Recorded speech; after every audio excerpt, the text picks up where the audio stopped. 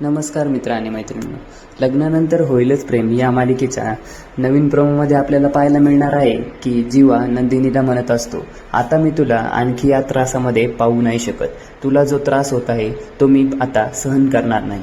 आणि तो तडकाफडकी बाहेर जाऊ लागतो आणि तो बोलतो की मी आता हे काव्याला सांगणारच.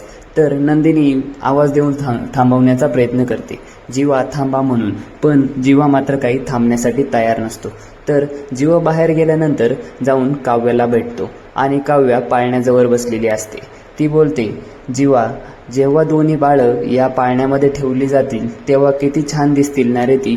तर जीवा काव्याला म्हणतो, जर दोन्ही बाळं नाही, एकच बाळ जर ह्या पाळण्यामध्ये असेल तर. आणि हे ऐकून मात्र काव्या अचानकच तटकन उठते आणि उभी राहते.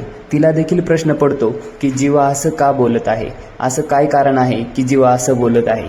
तर आता आपल्याला नवीनच वळण या मालिकेमध्ये पाहायला मिळणार आहे.